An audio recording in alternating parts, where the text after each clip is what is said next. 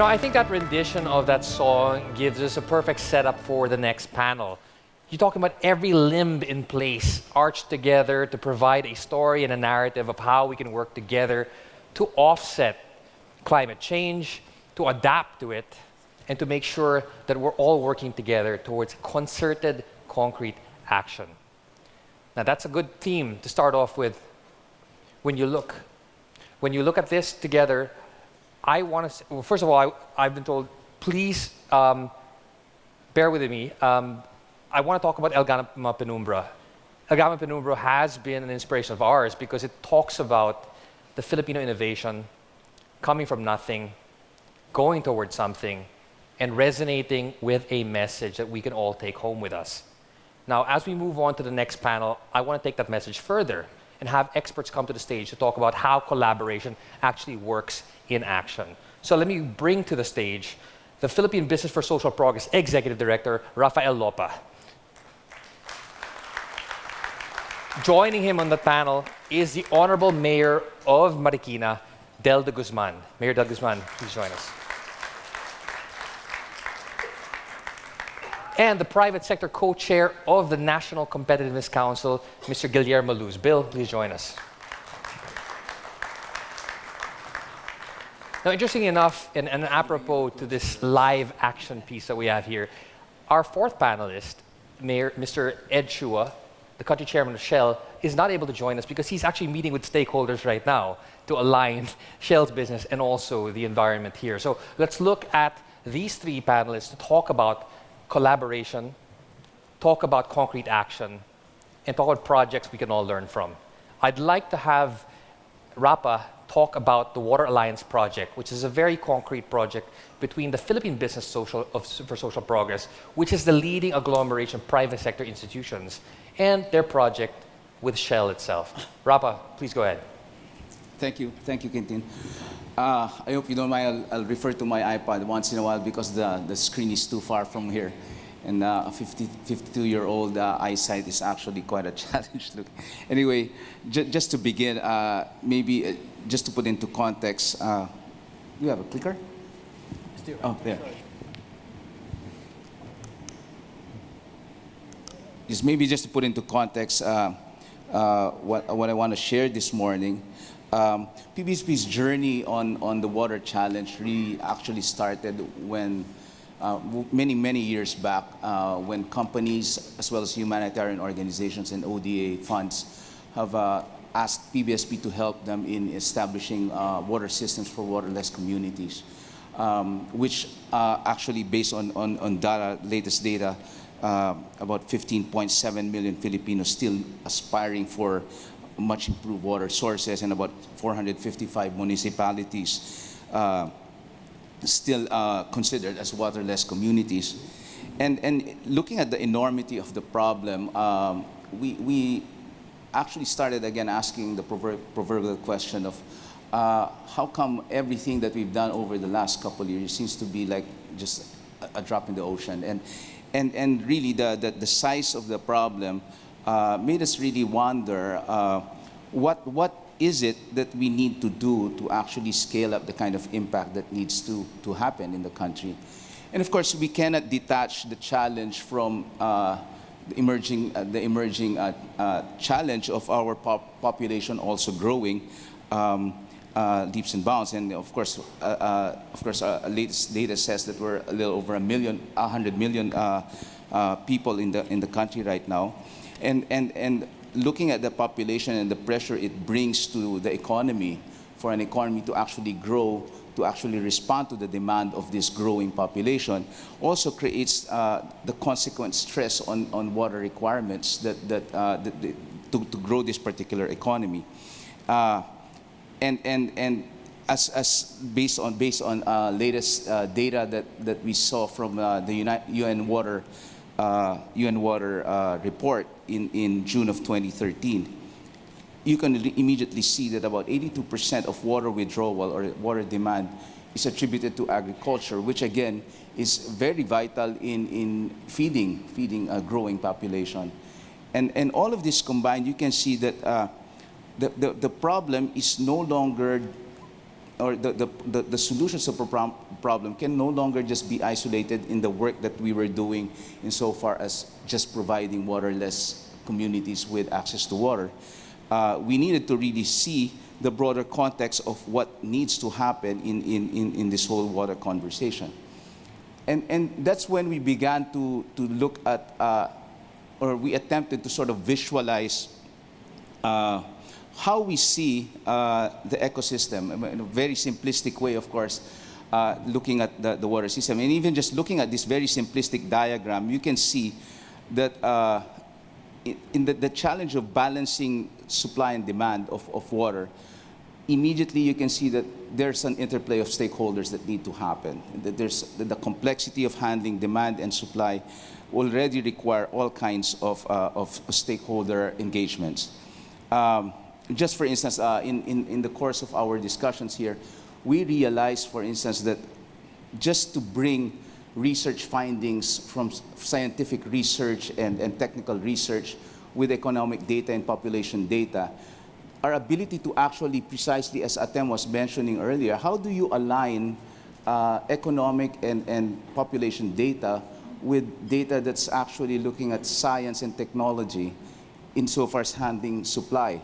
And at least from where we stand, we haven't seen any concrete attempt, unless there are, attempt to actually match the data for us to have a more rational basis on how do we really balance and create collective action plans to address this mismatch that's happening between demand and supply. Another aspect that actually you look into is also how water is actually managed, how distribution is managed, and also how wastewater is also managed. And that's where you see the role that water districts play, barangay water systems, irrigation associations, and of course private entities that manage water distribution and septage management.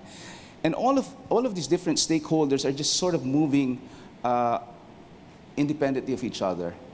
Even just the challenge of getting, for instance, academic institutions, research institutions, and academe to share the data is something that we hope we should be able to actually get together so that we have a better basis of where to go. As we took a deeper dive in the effort to actually look at the water agenda, the UN Water Report of June 2013 also identified very specific areas of concern where collective action could actually be organized, where we can work together. And as I started earlier, you can see that in the area of water intensity in industry, as well as water for energy, energy for water, which are essentially private sector-led concerns, have actually the least data source in the research that the UN Water Group established. So really, just really the access to proper information to see how companies and how businesses impact our water situation is something that leaves much to be desired. Another important note that I saw in the water report is this whole idea of tracking governance. Again, issue on alignments. We have 40 agencies, 40 government agencies looking at and regulating water, from DPWH to DNR to LLDA, the Laguna Lake Development Authority, to National Irrigation Authority. They're all operating independent of each other. I don't know, again, to what extent coordination is happening there, but clearly that is where a lot of coordination and organization, collective action needs to happen. That's why really it's easier said than done. Collaboration is easier said than done, but it is the imperative. And therefore, just guided by the CEO mandate that was formulated by the Global Compact, we are in the Philippines and realizing the size of the problem that we needed to address and the imperative to collaborate. Just recently, last October, we headed by our chair for our environment committee in PBSP, which happens to be Mr. Ed Chua of Shell as well, embarked on a very ambitious effort to actually bring together companies and other stakeholders to precisely look at all of these mismatches and to look at all of the disconnects that are happening and formed what we call the Water Alliance. And the Water Alliance, in brief, is really a coalition, a platform where we allow these different stakeholders to start sharing information, to start sharing ideas, and even concrete actions that they are actually doing, which could actually be scaled up for us to be able to address the problems more specifically. So we are at the early stage in this alliance building, but what is very promising is that we are seeing a lot of enthusiasm coming from the private sector. The beverage companies have already approached us and said that as an association, they're willing to really start looking at water footprint scorecards that they could put together along the industry. We've already got very positive responses from the research institutions to actually convene and really also share what sort of information and data do we already have in the pipeline that could actually help in the whole collective action planning. We've also worked with humanitarian organizations and ODA like USAID's Be Secure program, as well as the Oxfam project on septage management for Yolanda-affected communities. A lot of these things are actually there for us to harness and bring together. And we are quite positive and quite optimistic that if we do get a constant platform happening, a constant conversation happening, hopefully we can really find ways and very concrete functional relationships to actually address some of these serious problems. Let me just end by saying that I think we can really be tempted by the overwhelming size of this problem and tempted to quit or tempted to just really go into our small corner and just do our little thing. But really, I think the size of the problem and when you see waterless people, people having no access to basic potable water systems, you really begin to ask yourself, how can you quit? How can we quit? We are all given very unique gifts that are at our disposal. And I think what we need to constantly remind ourselves is that we need to harness those gifts together. And it's only when we harness those gifts that we can actually create change and hopefully really leave this place not only to be a better place, but a more sustainable and inclusive place than the world that we found when we got here. Thank you very much. Thank you, Rapa. I mean, one of the pickup points I've had there is in terms of data-driven action and collective action at that. So thank you for sharing that best practice in terms of multi-sectoral collaboration. Now let's move on to the local governments. Mayor Del, at the center of all this collaboration is the role of local governments like yourselves. Please share with us your best practices and also the collaboration you had with Shell in terms of the study you did years back. So thank you very much, Quintin. Good morning, everyone. First, we would like to thank Shell for partnering with us, helping us in some programs, and especially presenting this our resilient and environmental programs of our city. So first, we'd like to share with you our environmental projects, especially the material recovery facility. It is mandated by the Solid Waste Management Law that the city should have a facility which is in support of solid waste segregation from the source in terms of biodegradable and non-biodegradable. So in Marikina, we have required our households to segregate their biodegradable and non-biodegradable waste. So we have we are collecting them separately with 2 separate trucks twice a week. And then they are being penalized strictly. So we're happy that our citizen is really doing their share and following the law. So we have also this Eco Savers program, a school-based program where students are encouraged to bring to school recyclable from the respective households, such as paper, plastics, and bottles. Children or pupils are required to bring to the school their recyclable products, and it is being recorded, and their equivalent amount is being paid to them. So in this process, children are taught to be aware of what they are trying to bring in the school are recyclable materials that will help protect the environment. So this program also win Galimpok Awards, the prestigious local government awards.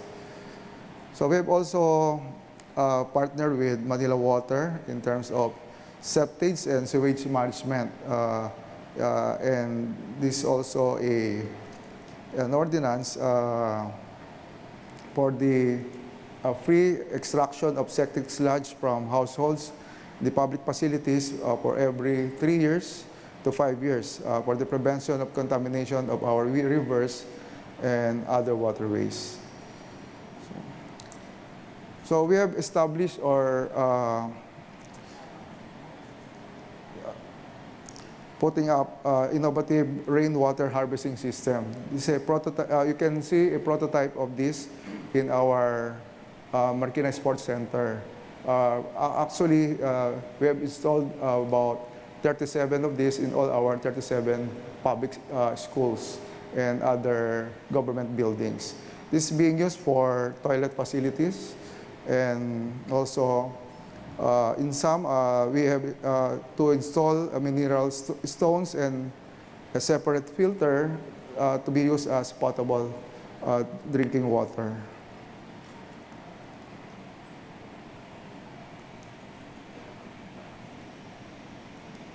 Okay. So climate change and disaster mitigation program. We are proud to say that with recent floodings, we are zero in casualty. We have a policy that during calamities, there should be zero casualty. And it has become our norm, and that quick and effective efforts are undertaken to immediately restore normalcy. We have also installed a warning system, a siren, wherein people during flood season are being warned, and they are voluntarily heeding the alarms geared for the automatic activation of the systematic evacuation and relief operation during when they are affected, then proceed to designated evacuation centers when necessary, and their needs are being addressed automatically. So we also declare September 26. Many of you remember September 26 is the Typhoon Quetzana or Typhoon Ondoy. So instead of commemorating the bad and ill effects of Ondoy, we passed an ordinance declaring September 26 as Marikina Watershed Protection Day. Lined up activities are, of course, tree planting in the watershed, and we have tied up also with the Rotary Club of Marikina as an annual sport events or a marathon, or we call it Takbo para sa Marikina Watershed. So this is dedicated basically for the protection of Marikina Watershed and the prevention of further degradation. We are also awarded by the Department of Natural Resources, Environment and Natural Resources, first 20 hectares, and they give us another 200 hectares for us to take care of it and to replant trees in that areas. We need to at least replant trees for about 27,000 hectares. So a big effort should be done, and efforts is still at work and in progress. We have also engineering intervention for mitigation. The PWH already lined up projects for the flood control in our city, and on our part, we are also doing our own dredging. We have purchased at least 2 vacuum machines that will maintain all the drainages and waterways that being clogged during flood season. So we also collaborated with 9 other municipalities or different local government units which are located or situated similarly exposed to the same hazards along the Marikina-Pasig River system and to include Valley Fault system, thus forming the original Alliance of 6, which have later become evolved into the Alliance of 7. So these are Antipolo, San Mateo, Montalban, Cainta, Pasig, Marikina, and Quezon City. These original 7 evolved and with the addition of 2 more LGU from Rizal, Baras, and Tanay. So that will become Alliance of 9. So this coalition of the Upper Marikina River Basin Protected Landscape under the supervision of Protected Area Management Board or PAMB of DNR.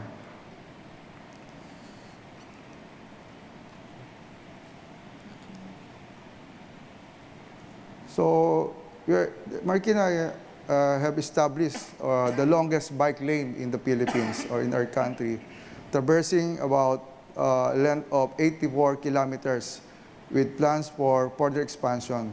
As a bikeable city, this alternative mode of transportation translates into substantial savings on the transport costs for our employees and citizens while promoting a healthy lifestyle. So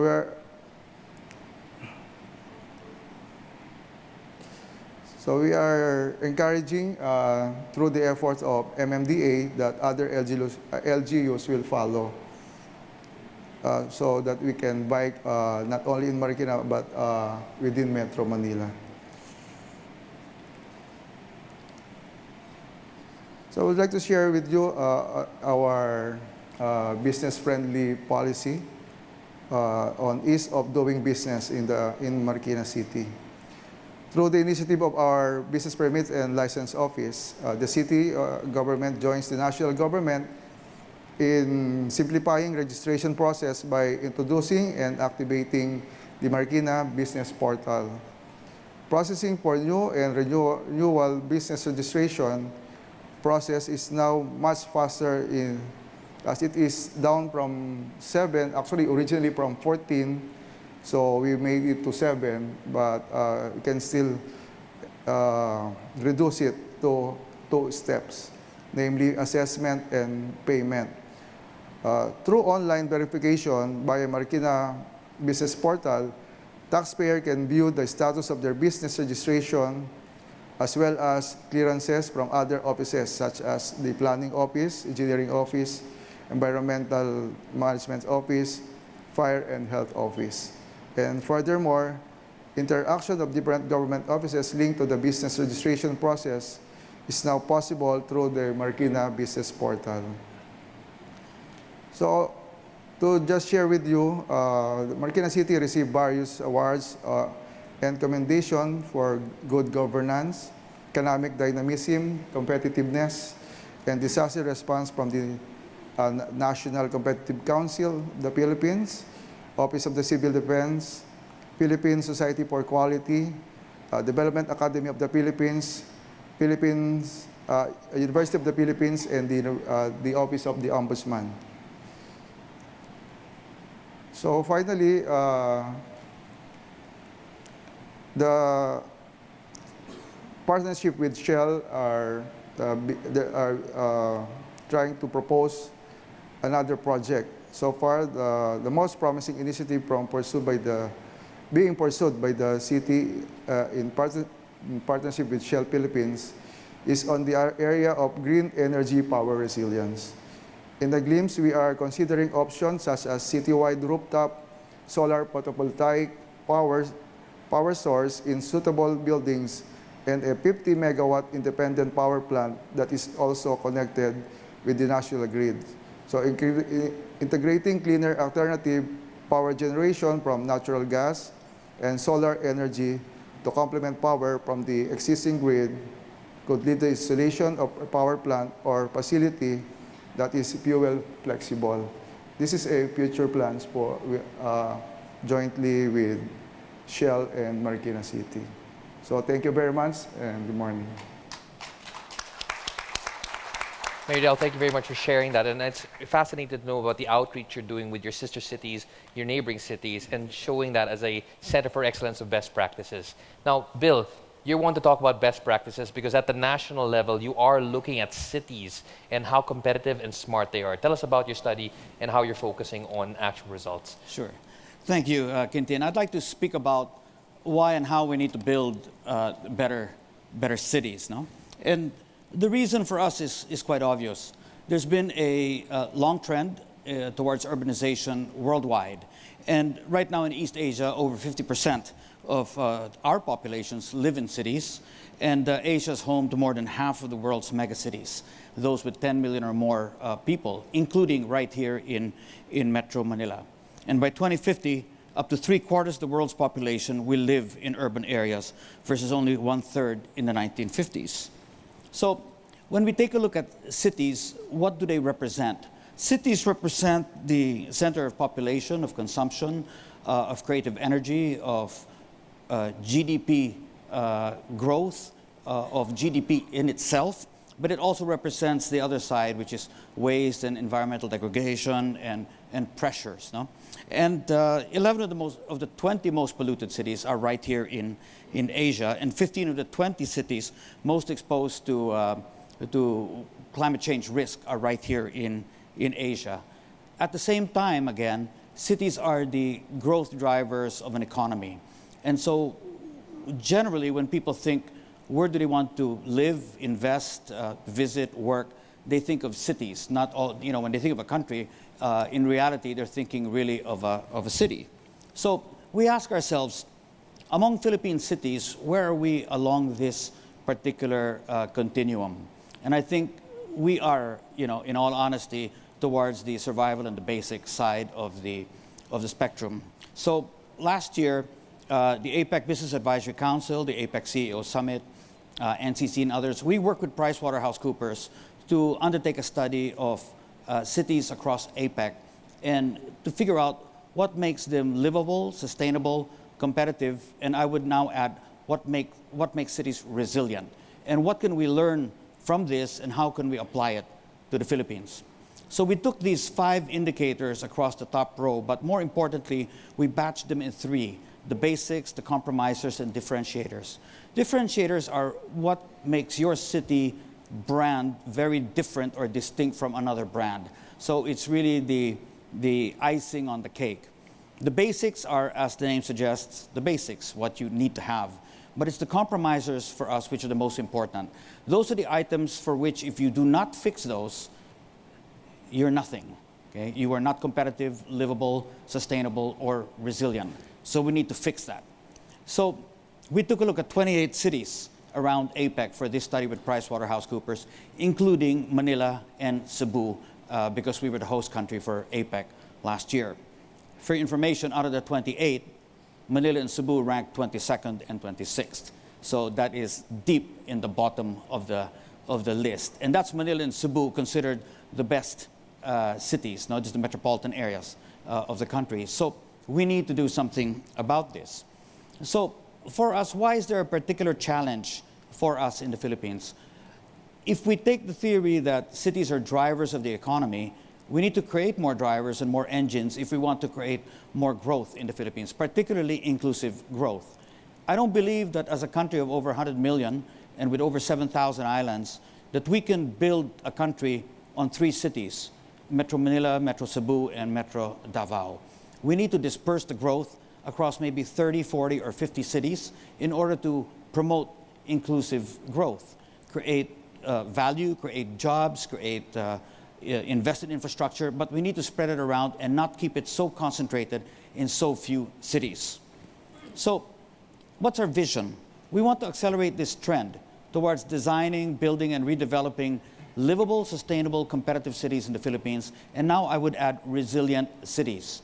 Our target is to focus on 30 cities arrive at 30 cities in 10 years, but starting with 30 cities this year, adding 10 more next year, adding 10 more the year after, and hopefully building a movement.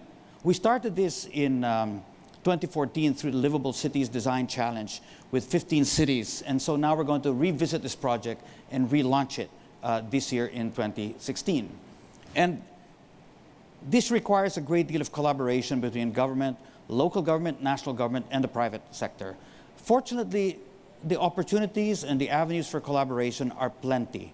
In the research side, there are companies like Shell, HP, PwC, IBM, Microsoft, JP Morgan, Center for Livable Cities. Many other agencies, both multilateral and private, are already engaged in research on how to make better and how to design better cities.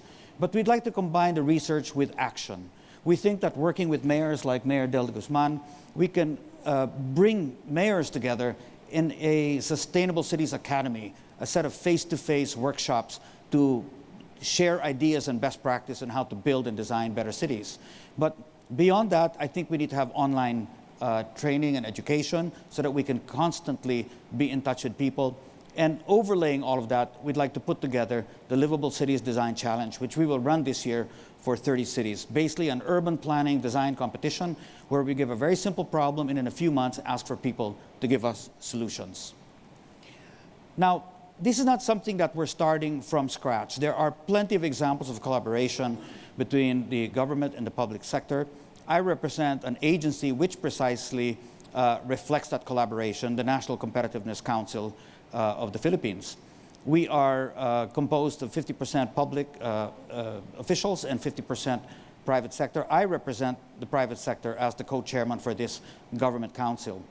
We started a project called the City Municipalities Competitiveness Index in 2013, and we set up 6 regional competitiveness committees across the country, again, combining public and private sector officials and academia.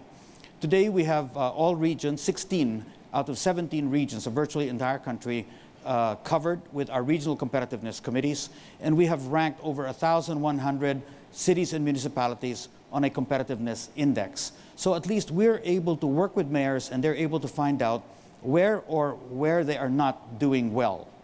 So at least we have a starting point for the collaboration. I'd like to close with resilience because this is important. Mayor Del already mentioned Typhoon Ondoy in 2009 and the floods that created. A number of you are familiar already with Haiyan or Yolanda in 2013 and through a large part of the country. We've decided in the private sector that we needed to also get involved in resilience. So we reorganized a foundation known as the Philippine Disaster Resilience Foundation. Rap and I sit on the advisors board. Ed Chua sits on the board. And we've decided to create a disaster operations center so that together with the private business community, NGOs, international humanitarian agencies, and the government, we can keep closer track of our risks. Not really designed to respond after a disaster, but to understand all risk and create better situational awareness so we can prepare well before a disaster strikes us. So it's all about resilience, preparedness, mitigation, and prevention. And by mapping these risks and training people and checking out scenarios, much like Shell does in its business, we feel that this level of collaboration will make the country safer and more secure in the future in the face of typhoon risk that we all face, as what was already illustrated in earlier presentations on climate change. So the avenues, the potential for collaboration, they exist, they are high. We think we need to take full advantage of this so we can create a better, more secure country. Thank you. Phil, thank you so much for the comprehensive outlook. Now, we have limited time, but it seems to be a convergence of questions here from both the Pigeonhole, the SMSs, and even my notes. And the question that comes to mind here on people's minds also is, how do you get these best practices there, for example, a city like Marikina, across the close to 2,000 local governments, at least on the municipal level, and the 42,000 barangays we have across the country? I mean, knowledge management is one thing you're talking about, but where do you get the best practices and transplant them immediately to other local governments that want to learn, for example, from Marikina? Well, you know, in my view, when it comes to local governments, my observation is mayors are very open to listening to other mayors. So I think I would say the agenda of meetings of mayors should focus on these best practices and let the leading mayors illustrate what they've done, but maybe get some brave mayors out there to also speak about what they've done which have failed, so people know what to avoid. But one thing I know with mayors, and this is not just Philippine mayors, but mayors and mayors from other countries, they are open to listening to each other and learning from each other. So I think the more of these types of meetings we have, the better. We have 1,634 cities and municipalities. So we don't need to get everyone together at the same time. We can do it by regional block or by island block, maybe Luzon, Visayas, Mindanao. And certainly I think interaction with successful city mayors from around the world, it's a great learning experience. Thank you for that. Now, Rapa, specific to the Water Alliance project, how do you see the private sector actually just adopting a common platform for not just water, but other areas like food security, for example, or geohazard mitigation? Tell us about what the Water Alliance can share with others. Well, I think one of the major motivations that for the private sector to actually get together and to look at shared challenges is really very much linked to market as well. I mean, I think we have to admit that market does dictate a lot of the decision making that happens with companies. But beyond that, of course, is really challenging companies to look beyond the profits that they generate out of the market, but really to look at how does the core business really create more inclusive models or inclusive situations, as well as more sustainable solutions. And that's essentially the essence of what we're trying to put together in PBSP, is really to come up with these platforms where business can get together, discuss similar issues, discuss similar challenges, and share best practices. Just on the Water Alliance, for instance, we've learned how the Lopez Group, for instance, have really harnessed hydropower, and how technology that they've put in place there could actually be shared to other companies that may want to look into that kind of an investment. Even, sometimes when I was discussing with them, for instance, on just figuring out how much trees do you really need to plant in a watershed for you to be able to contain X cubic meter of water, they have a technology that actually measures that. And immediately asked them, can you share that technology for us, so that when we encourage volunteers to actually plant trees in watersheds, whether it's Marikina or in Cagayan de Oro or wherever, or even in the Cebu lands, we should be able to educate our volunteers as to what is really the value of the volunteer work that they're doing insofar as really preserving water in these critical watersheds. And I think really, if business begins to really see the wisdom of sharing, wisdom of actually getting together to collectively address shared challenges, I think that's the only time we can really look at growth to be more inclusive and more sustainable. And precisely only because, second to government, the major driver of growth in the country is really business. And we're really looking forward to working with the private sector towards more collaborative efforts. Thank you, Rapa. And that is such an encouraging development. Now, Mayor Del, finally, to you. I mean, you've talked about best practices across different projects in the spectrum, but I want to talk about best practices over time. One of the fascinating things about Marikina is that you're building on legacies here, from the Fernando administrations now to yours. How do you encourage other local governments to look at this continuity of policy? Something obviously our national leaders need to learn, but from the local government, how do you encourage this local continuity and sustainability? Well, I think the Department of Interior and local governments is doing something about it, trying to collate all best practices of all local government units and try to show it to all other local government units who are interested on certain programs and projects. So for us, for example, in Marikina, we are always ready to share any programs that the other local government units are interested with, what programs they wanted to.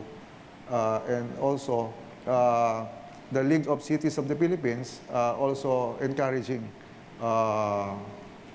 to participate in this trying to visit or exchange visits with other LGUs also.